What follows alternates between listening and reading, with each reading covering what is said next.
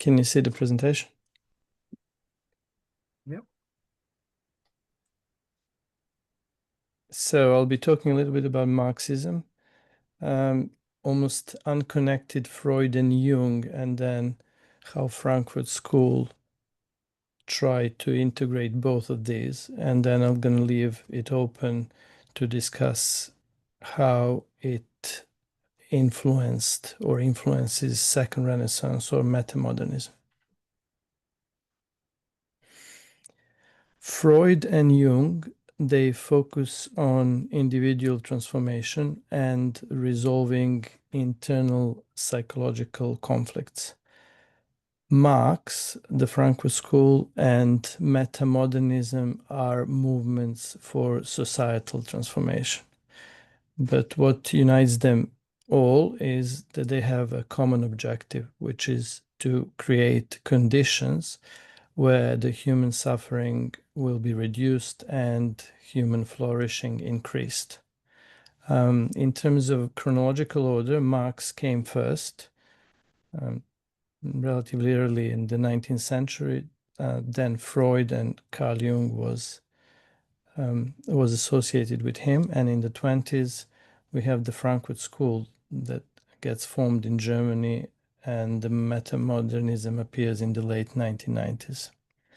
We'll look into how these different teachings relate to each other and compare their scope, aspirations, and associated theories of change.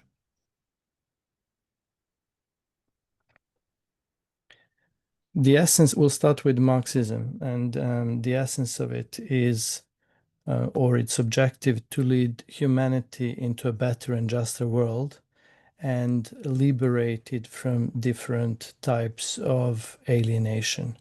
Marx analyzed historical, social, and economical inequalities and created a theory of change that called for the working classes to unite and become awakened of the conditions of their subjugation and fight for a new type of society through armed struggle.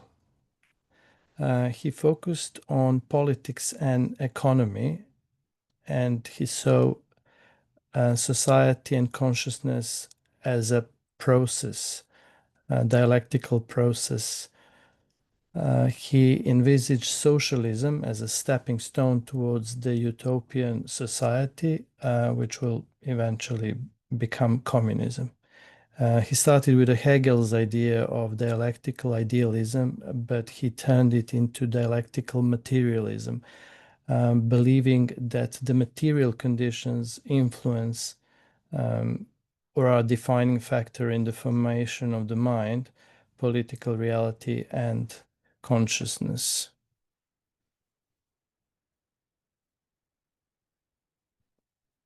This is different to what Freud thought.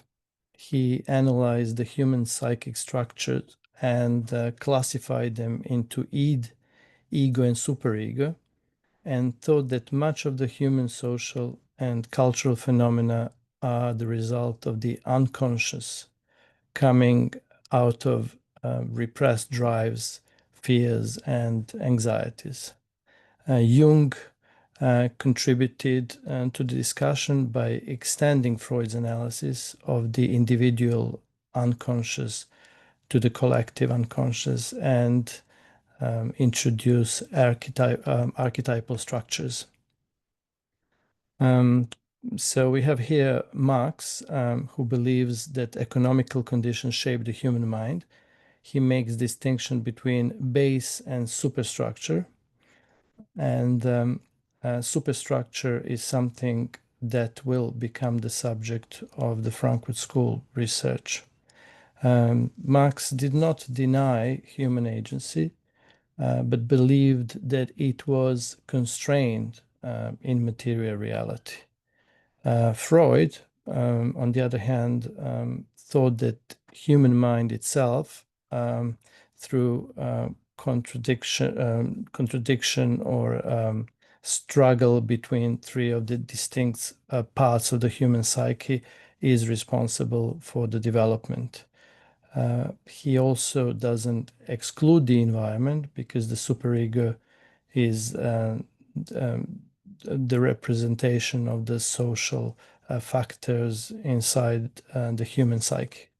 Jung adds the collective unconscious, which are experiences and trauma of groups of people, and the importance of archetypes, which are collective unconscious awareness of certain patterns of the past.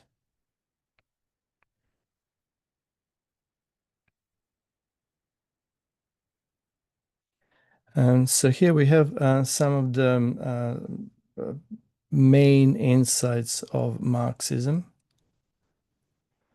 And this is the concept of alienation.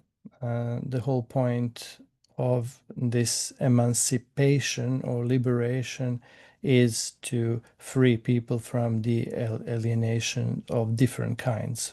One of them is to um, more fundamental in terms of meaning, but a lot of it is to do with the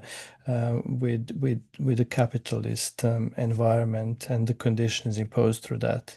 And there is a commodity fetishism that everything in the society is seen as a commodity, including humans, and that probably touches on um, Gabriel Marcel. There is reification and the ideology, which is like a social contract invented to serve ruling class interests. Um, Marx and Freud and Jung do have this concept of alienation, but it means slightly different things. And then we have some more concepts here, which is false consciousness, base, and superstructure. The base is the economical or material base, and superstructure is all the build up on that, which is ideology, culture, and politics, but everything comes from that base. Material conditions drive historical transformation. Class consciousness. Um, Marx believed that eventually, because of the shared conditions, there will be the development of this collective um, understanding of the condition, joint conditions of subjugation. Then we have Freud and Jung with their concepts. Basically, according to uh, Freud, the human psyche consists of id, which is the unconscious where all the drives rise from, and then we have an ego, which is a rational part which deals with the world in order to facilitate the fulfillment of the needs and instincts of the id. And then we have a superego, which is all the norms and expectations from our social surrounding that we are also trying at the same time to incorporate. So there's always this struggle between the needs of id and the needs to comply. Um, and Also Freud um, puts libido or sexuality in a special kind of place together with aggression to explain a lot about human nature and what influences also our social life. And then we have Jung, who's kind of moving away from only individual psychoanalysis, but says there is also a collective unconscious which encapsulates all the traumas and experiences from the past and allows people to cohere around these and also kind of develops that into a system of unifying everything from the um, collective unconscious into the ego as a part of growing up and development of a human psyche. And we're coming to Frankfurt School, which um, came at a different time. Well, it was influenced by Marx, and while Marx was quite serious about changing the world through revolutionary means, the Frankfurt School was trying to figure out how to do it in another way, because um, it has seen fascism. Well, it was formed in the 20s, but it actually lasted sort of relatively long time, the whole movement of the school, Frankfurt School. So it has seen fascism, Stalinism, and late stage capitalism. And it realized that the historical circumstances for the revolution are not there. So it tried to analyze the society and uncover certain patterns that would allow it to effectively achieve the same thing, but not through armed struggle. So Marx believed that capitalism um, um, was internally contradicted and would produce revolutionary conditions. The workers or proletariat would develop class consciousness and overthrow capitalism, but with the benefit of hindsight, the Frankfurt School thinkers um, didn't see that working class was becoming revolutionary and realized that there are certain patterns and mystifications of the system which are there to preserve domination, and that what Marx called as um, what was the word base and superstructure. Um, they focused on that. So they focused on culture, psychology, and technological progress. And there's some main concepts within Frankfurt School and thinkers, and one of them is domination.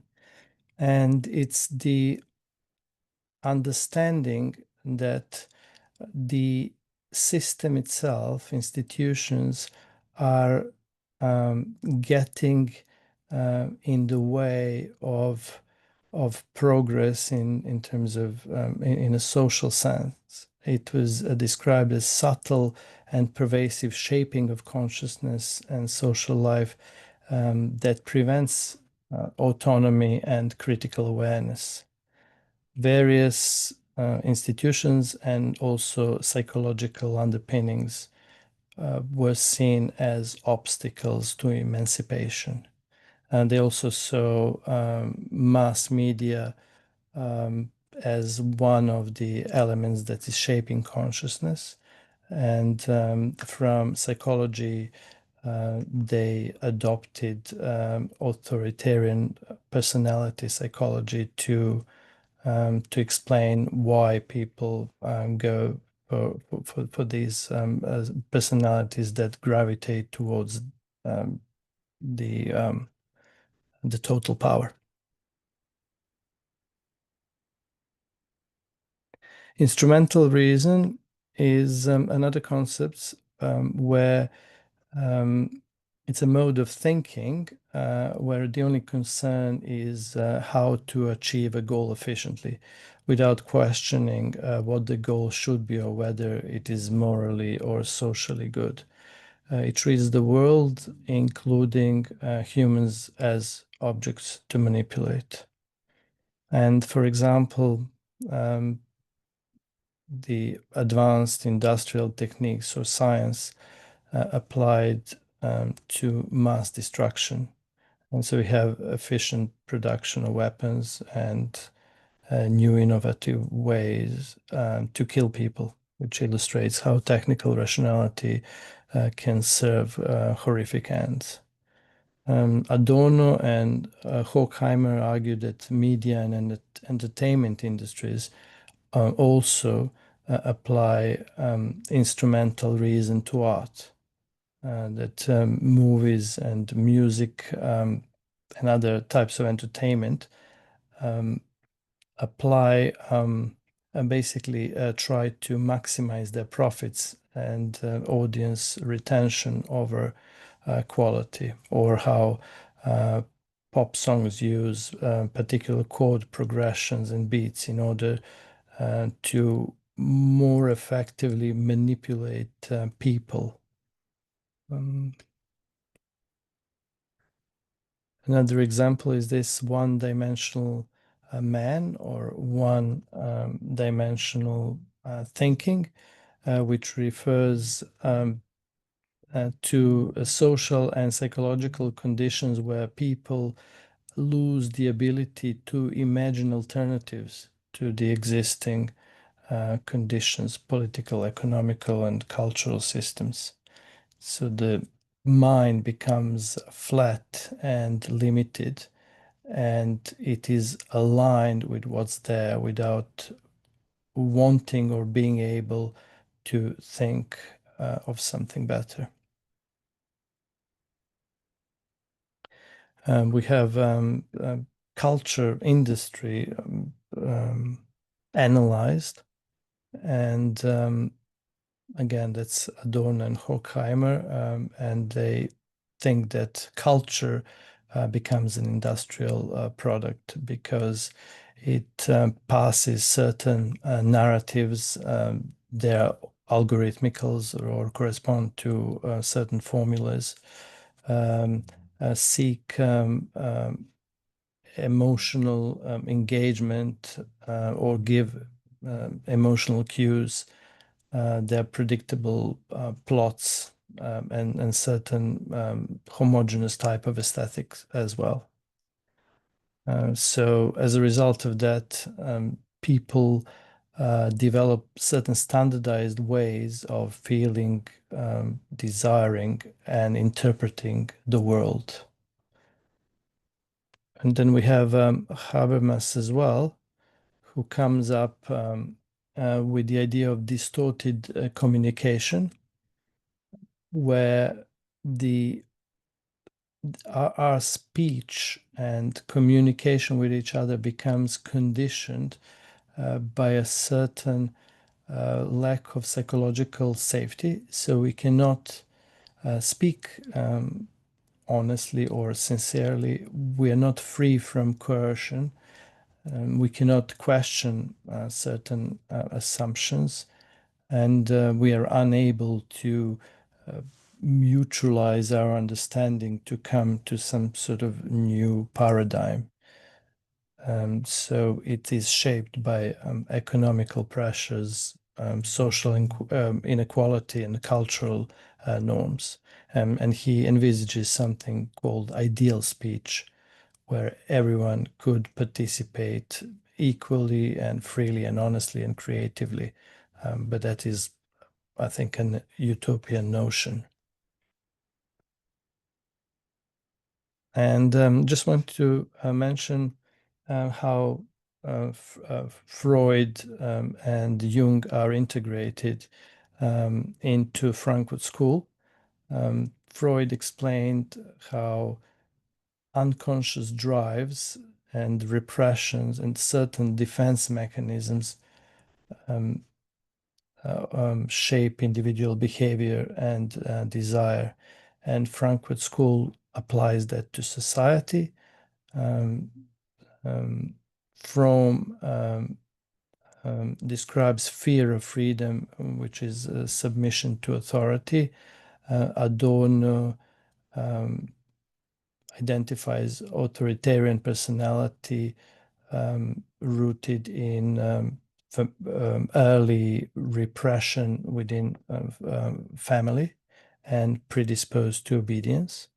And mass culture manipulates libido, desires, and anxieties, which is conformity reinforced at the psychological level.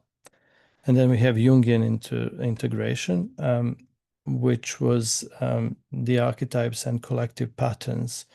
How, for example, culture industry exploits certain archetypes, fantasy, fear, hero narratives to pacify masses.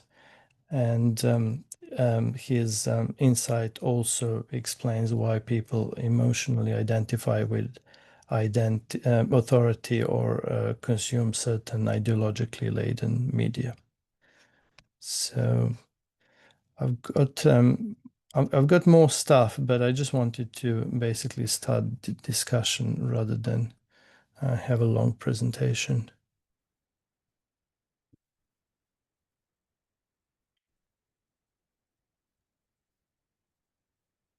Great, thank you.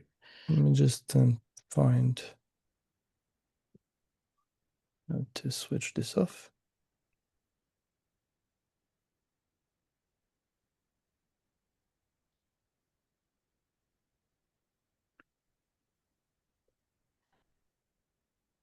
Maybe I'll just sort of kick us off. I mean, I really agree that looking at these traditions is really important for when we're thinking about Second Renaissance. I mean, I talked about some of these in my talk in the history of the meta crisis as well. I also brought in Heidegger. And I think it's really important just to avoid us like reinventing the wheel, coming up with all these new concepts in the metamodern space when actually they've been so deeply discussed already in Frankfurt School, in sort of psychoanalytic tradition. Are you trying to Yeah, I'm trying to unshare find. your Oh, yeah, screen? I can see it now. Hold on a second. But I'm still. I always get lost in this. Okay, stop share. Yeah. And I guess I would also feel like so some of those ideas relate to the stuff we've talked about in the last few meetings as well. I'd sort of maybe suggest we can draw some connections there. So um, you know, when I talked about the idea of Moloch, for example, and then we ended up talking about how it's useful to have this sort of mythopoetic framing to make these sort of complex ideas accessible to people. I think you can link that up with Jung's idea of the collective unconscious and how that's such a powerful force, and how we need these sort of mythic archetypes actually to help drive us to action and self-understanding. And then Jen's talk recently on, how we need to sort of recognize the limitations of certain kinds of abstract or overly academic research. I think Marxism is the original source of those kind of ideas, and Freudianism as well.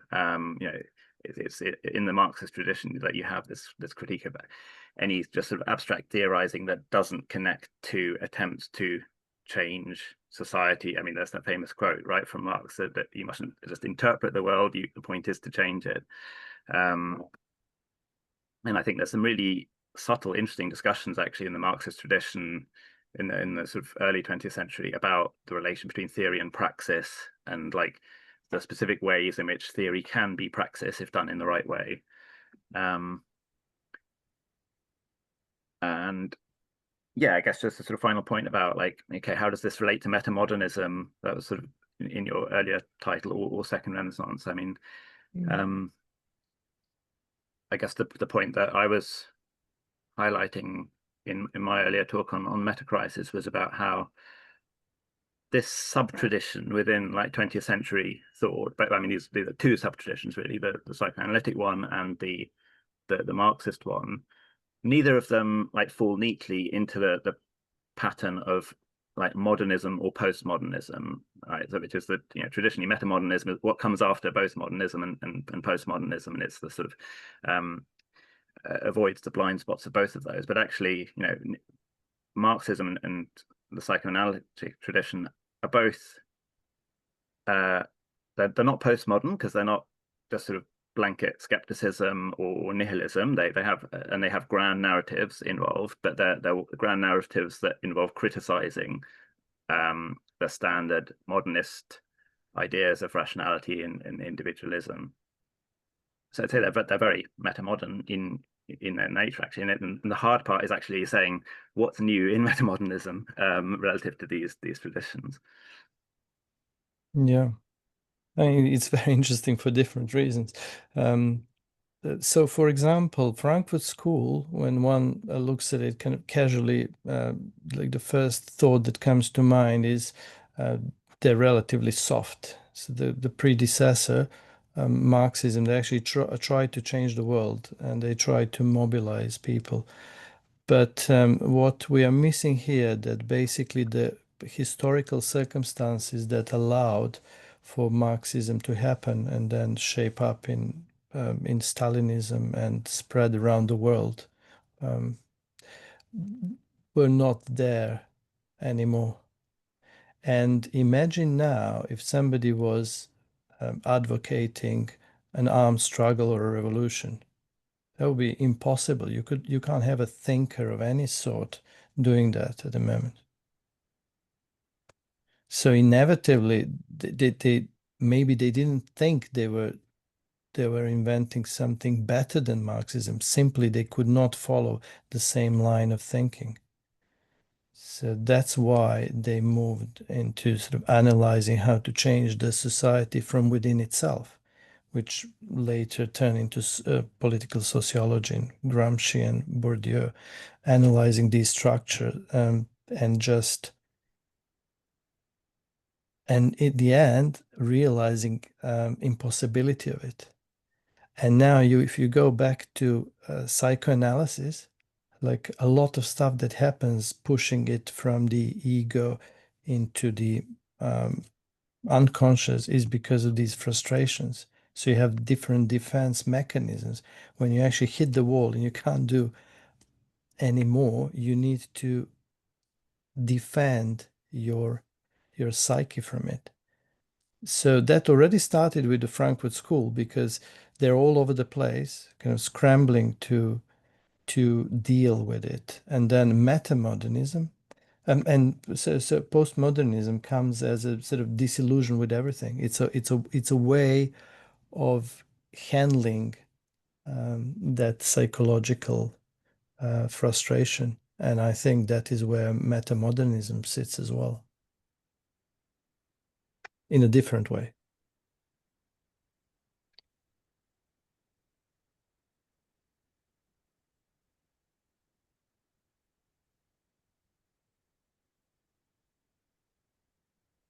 If anyone else has any thoughts.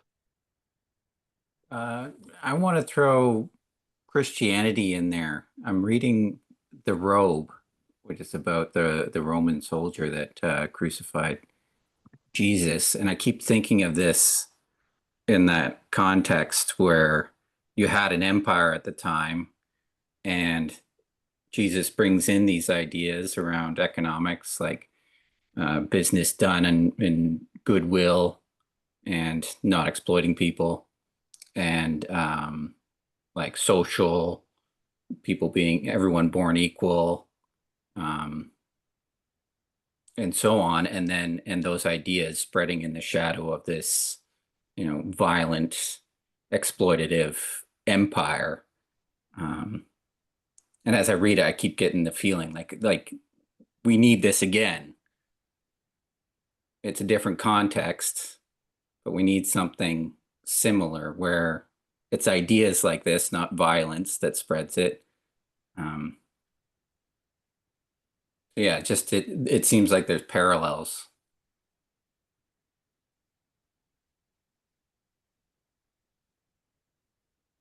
We don't know how to do it.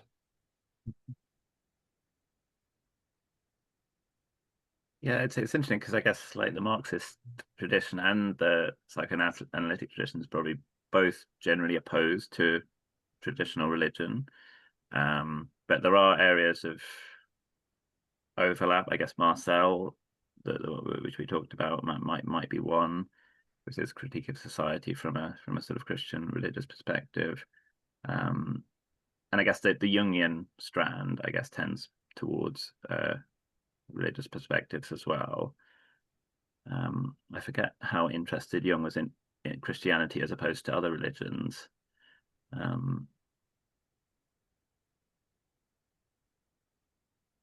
Yeah, it feels like when you like the way you combine them, it's almost like a religion. You've got ideology kind of replaces religion, but you've got the aspects of economics and psychology combined.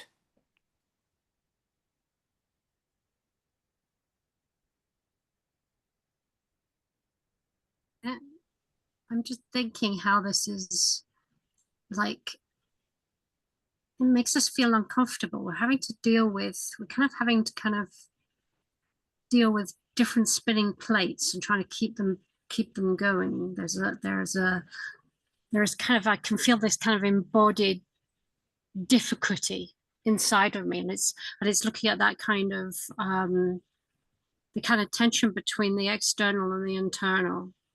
And I've just this week I was just doing some research onto, so I was kind of part of that really early meta-modern kind of movement and kind of pretty involved with that, and I really bought into this idea that the inner development was going to make this huge difference. Part of developing the inner development stuff that they're doing with Jan, oh gosh, I forget his name, the IDG goals and what have you, like a huge project, quite involved with that. And then there's all this stuff about, I think I kind of feel with the second Renaissance, there's a lot of, Buddhism or developing the inner self, and that somehow that's going to make the difference. However, when we look for actual evidence, it doesn't seem to be that strong. And if we look historically at change, usually there is, if it's not by force, it's by stubborn behavior or some kind of activity. So I'm not convinced that this inner thing, and I am absolutely moving away personally from kind of the stage theory stuff. Not that it's not real and we can't measure it, but whether in fact that's going to be some kind of saving thing. I think people are good enough. I don't think they have to become holy and wonderful. I think they've got a natural, if you speak to children before they have been socialized into the bigger world, or if you speak to, I used to work with a learning difficulty group of adults who had perfectly functioning moral selves and a sense of being kind and being good. They didn't need intellectual stuff. They didn't need amazing inner development. They already were there. So I almost feel instead of developing, we need to return to a foundational sense of relational goodness, kindness, lovingness. I mean, I'm sure the inner development stuff is really cool and good. But systemic change, we've got to do systemic change too. I think we almost have to do everything all at once, or maybe we need to call people to whatever strength they have. But I do think there's some kind of strong no that needs to happen. Maybe this, Martin, there's a third way. Is there a third way? Is this what we see? Is this what this is about? We're looking for this way of integrating these things and of saying the strong no, the no to the Trump and the no to the cruelty and the no to the genocides and the no to the insane, literally insane consumerism that's going on. You see, everything can be blunted except revolution. I mean, revolution can be counteracted as well. But in terms of what you're like inner development, I mean, if you can develop a person, you can scramble that person back. And that is what they're referring to in this sense. And the way we reason as well, that it becomes reasoning through a particular perspective or a prism. These systems of domination that do not allow you to get out because you're bamboozled that you're actually being dominated. And that's the problem with all those. Yeah. I think that's where education comes in, isn't it? I mean, this is what socialism started to do, started to say education was for everybody. We started to educate young people. If you look at the pre-Russian Revolution discourses amongst ordinary people, you know, not highly educated people, but they were good enough to read, and they started to read material. They read Kropotkin, and they talked about evolution or what have you. So they were talking about these things. Or you think about the French revolutions, you know, they're in the coffee shops and they're talking about stuff, and they're thinking about things. They're not necessarily high intellectuals, but they're able to have that type of conversation, and they're able to, they're also connecting with the way they feel at the same time. It's a sort of integrated response of feeling, sensing injustice. And we do need, so my kind of thing last week, it's about bringing the language down to a level where ordinary people can have these conversations. And if we're using academic language, it's not working, but it doesn't mean they're not capable. It just needs to be linguistically accessible, in my opinion.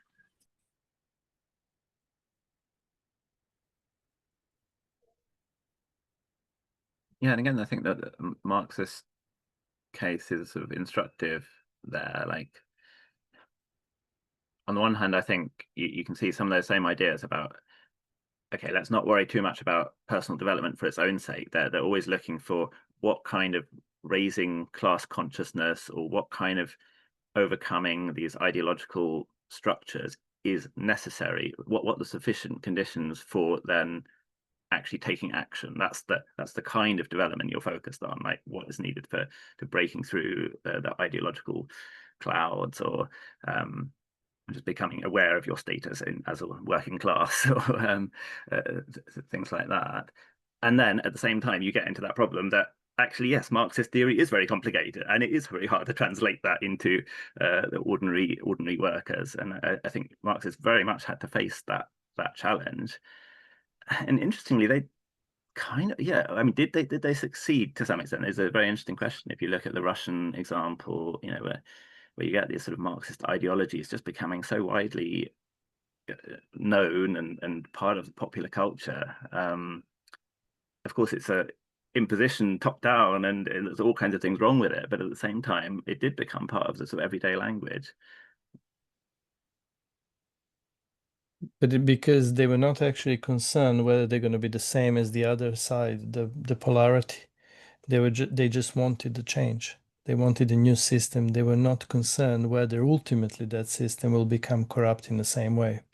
And that is what Frankfurt School as well reflected on.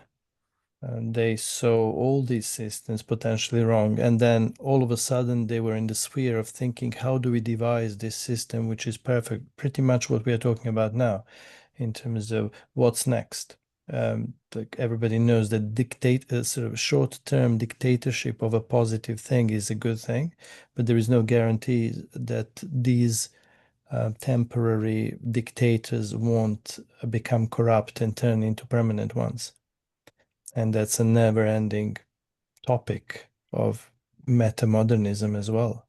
Like, how do you do it? How do you make a change? Because you need to be dictatorial to start with, but how do you stop yourself from becoming the same as what you've replaced?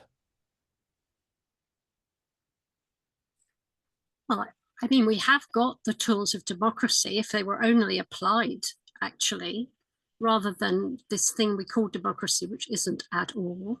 It's republic and a con, where you have a choice, like being given the choice to eat McDonald's or Kentucky Fried Chicken and be told that's a choice, whereas actually everyone would like to eat real food.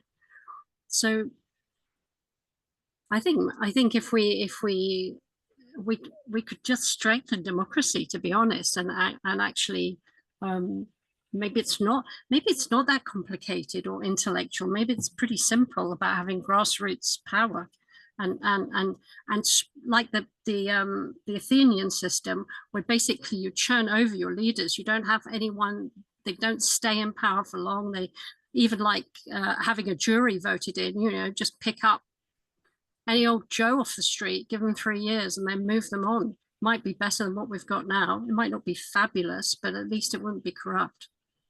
Well, try explaining that to Trump if you think you've got a point. Well, I think where the change comes, I mean, the thing is Trump is, he's extraordinarily useful because he shows us what happens if we don't control what's going on in the early stages. So basically, he's the example of not paying attention, of allowing, you know, corruption to become rampant and what have you. So he's a really good lesson on what not to do. So yeah. I think you know, one thing that's very rarely mentioned in these political discussions is not the things we have control of, but the things we don't, like a huge amount of pain coming because of choices that have been made and suffering. And I think that triggers people to think and to change because they're suffering. And I think that's what we're going to see.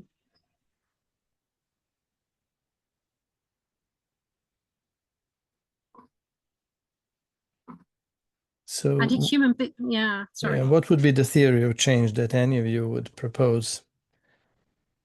Maybe Robert or Naeem?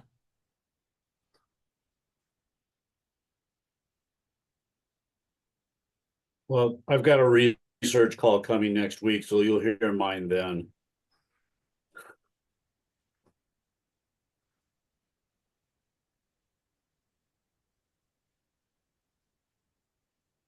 If you want a little teaser trailer, let's peel the onion a little bit. Okay, so let's simplify matters a bit. First of all, do you agree or disagree with Marx that material circumstances are influential on human systems? True or false? Does anyone disagree with that? Okay, so Marx got something right. Okay, can we all stipulate that? All right, fine. So in that sense, all of this metamodernism, et cetera, it's all post-Marxist in that sense, because nobody really doubts the material base has something to do with what's going on. All right. Next question. Does anybody think the material base, like relations of productions, fully explains human behavior? Is everything you do all day long a function of your social class and social circumstances?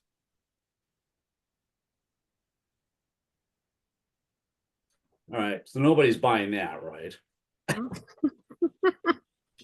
You're leading us by a thread here. Evidently, factors like psychology and culture do actually matter. Is that a fair statement? Yeah. Okay, so yes, material circumstances matter, and yes, psychology and culture matter. Okay, fine. I think in the Second Renaissance white papers, it pretty much expresses that yes, both.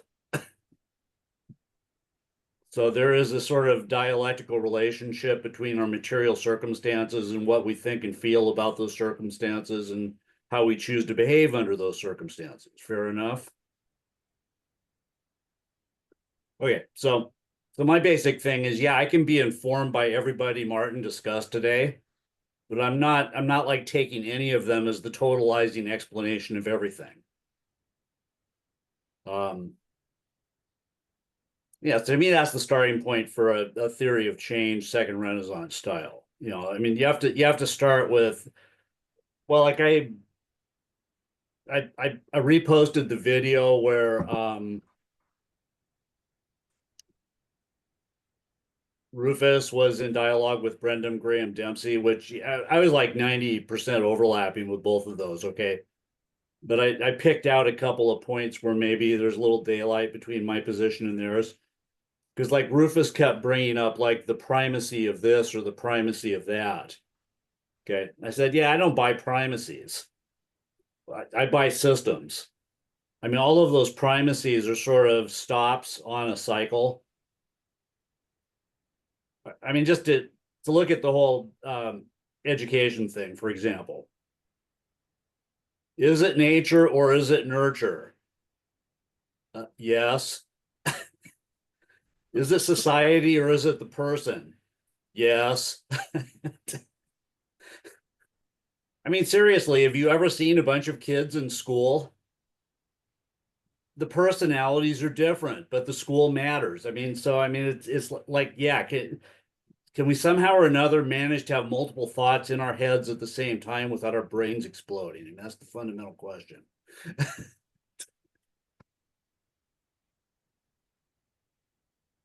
Yeah, I think that's a really good point, and it ties in with what Momcilo was saying about the Marxist tradition, where I think actually the 20th century Marxism did move beyond the simple base superstructure dichotomy, and they've precisely started looking at culture while still recognizing that the material base was important. And what is exactly that, the word dialectical, which you use, obviously comes from that tradition, that way of looking at the relation between the two.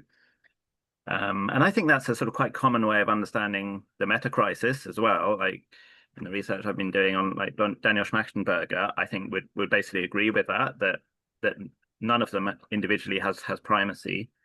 So both him and Nate Hagen's draw on Marvin Harris's cultural materialism framework, which has, I think, three layers of I think, let's see, infrastructure, superstructure, and social structure, I think it is. And that the infrastructure very much includes technology as well as the economic base, which I think is an important thing there. But it's saying that they're all interconnected. And in that sense, the theory of change is, yes, you need to look at all three elements. I think that is a sensible approach. But you need, in terms of just what was needed for a revolution, Marx was bang on. If you think it really doesn't matter what you say, as long as you galvanize the right type of people capable of executing it. So, for example, he focused just on the workers' proletariat and the ruling class. And the Frankfurt School basically said there's more to it. There are students, like in 1968, and there are various other groups that matter. So, even though Marx was consistently wrong with some of his assertions, he was eminently successful.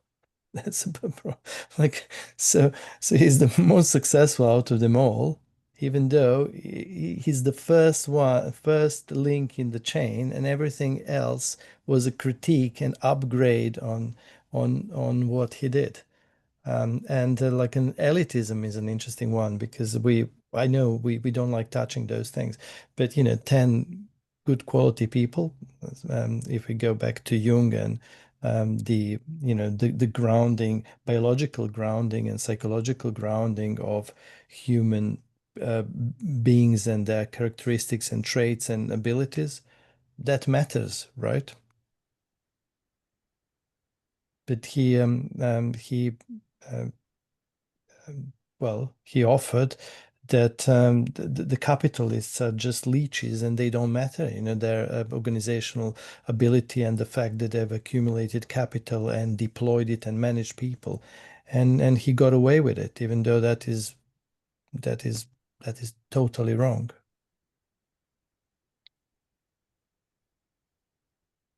Yeah, in terms of that point about like focusing on elite actors, I think there are interesting resources in people like Gramsci in the Marxist tradition who talk about who was himself a sort of political leader before he was imprisoned, and then wrote about that in with reference to Machiavelli's The Prince, and the sort of the role of the individual politician and how you can be a political leader in that sense.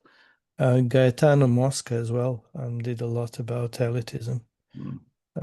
That's Okay, an interesting I don't one. know him. Can you share a link to? Oh yeah. He's a major figure in that sense.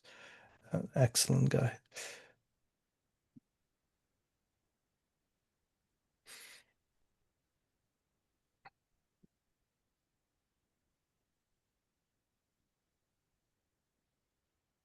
I just posted it. yeah, he's credited with developing the elite theory and the doctrine of the political class. And also Wilfredo Pareto, and that we all know for Pareto.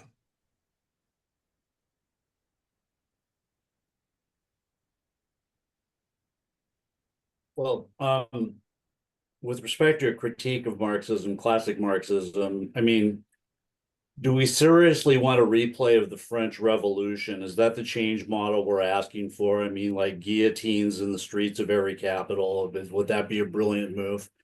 You know, or I mean, the Russian Revolution tried to replicate the French Revolution, and again, is that exactly what we're asking for? You know, bring us Lenin, bring us Stalin.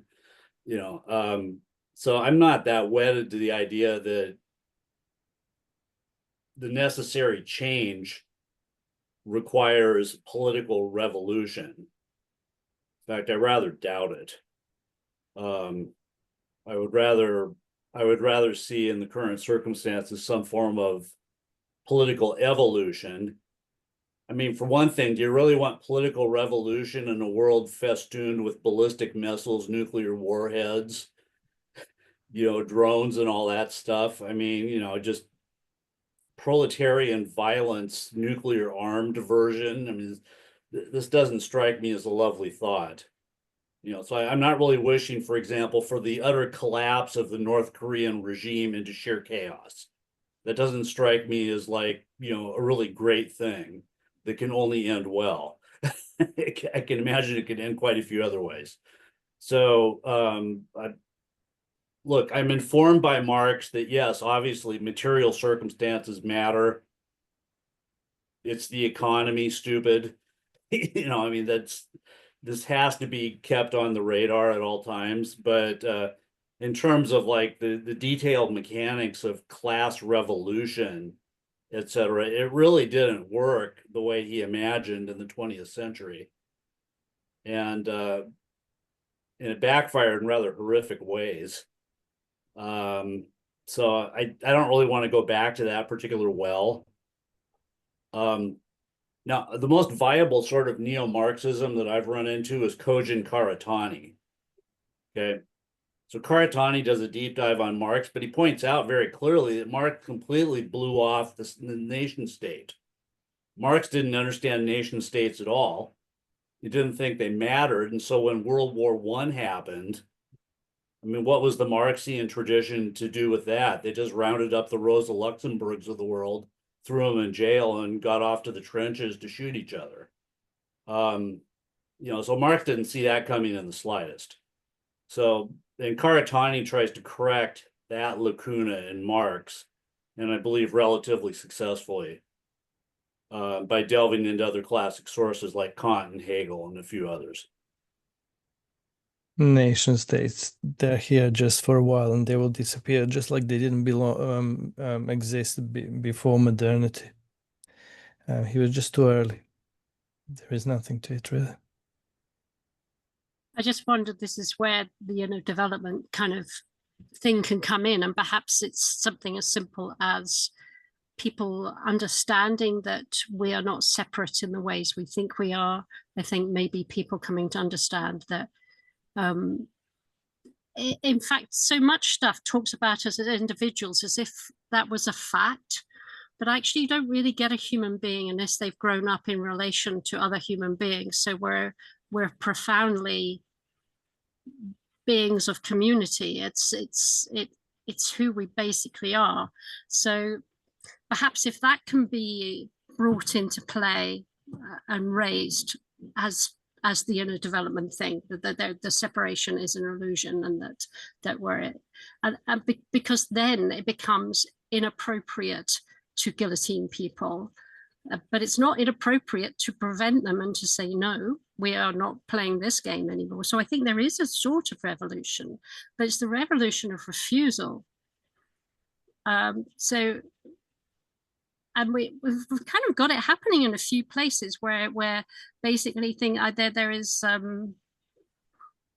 like some councils, as governments, nations, states start to crumble, you've still got your municipal groups, and it's happening in the States, I know, where basically the state itself is just stepping in or saying, well, actually, we're just not going to put that law in. You know, you might say, Trump, that you're going to do this, but they just refuse to do it. They just won't do it. Just refuse. So I think there's a great power in the sort of revolution of refusal.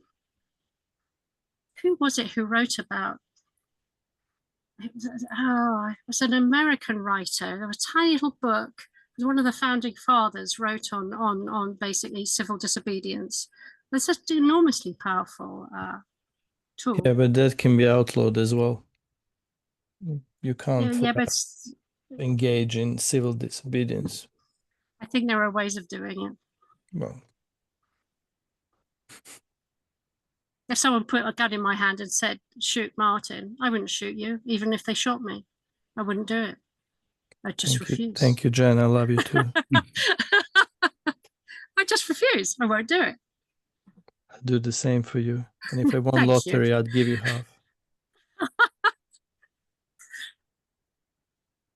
There you are. We all love each other now.